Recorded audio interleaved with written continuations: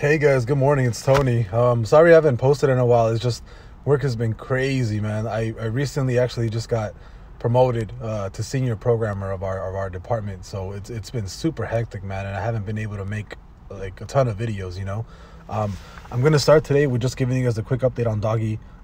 It's currently, I'm still holding my position, currently up about $24,000. As of right now, this huge sell-off that actually happened.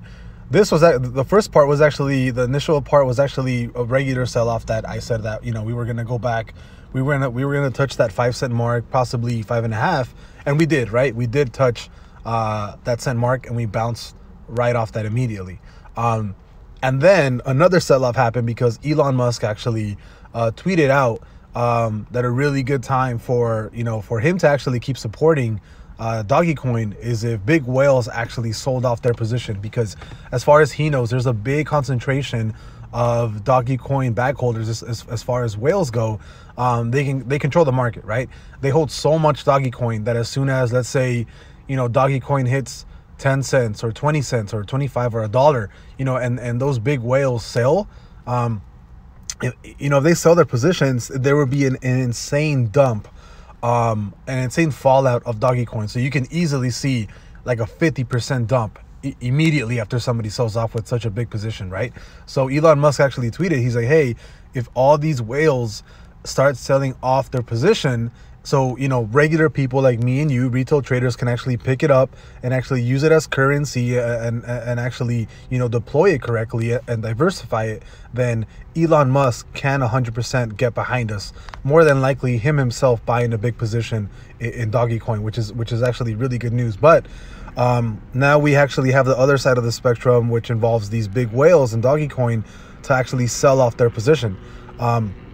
Because why would they not, right? They know that Elon Musk is a supporter. They know a lot of celebrities, a lot of big people are supporting DogeCoin now. A lot of big institutions as well as companies are accepting, or are starting to accept DogeCoin as far as the currency, right?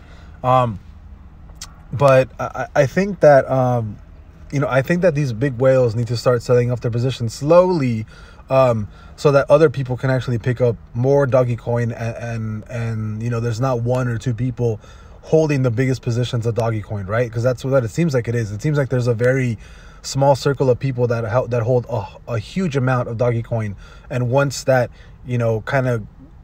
once all these whales start selling off into the market, there's going to be an influx of sell-offs and drop-offs, right? Which is really bad, because you don't want one person having control of like 50% of the market. So that's essentially what happened at the second part of the sell-off, which is right here around after he tweeted, which was what, February 14th, I think, which was yesterday.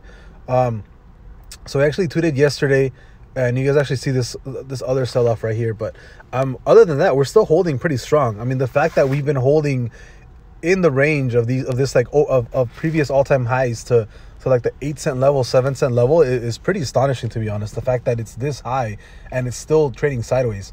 As of right now, we're still trending up, right? Like, I can't really do any TA on this, but I'll do another TA on DogeCoin later today. But it does look like we're keeping up with the trend line on being bullish, so definitely still bullish on DogeCoin. But that's basically what happened. The first sell-off happened because of regular TA. The second sell-off happened was after Elon Musk tweeted, I think it was yesterday, about big whales having a big position in DogeCoin, and him basically wanting to fully support DogeCoin as long as these big whales start selling off, not all of their position, but most of it, to where they don't have a huge control over the market.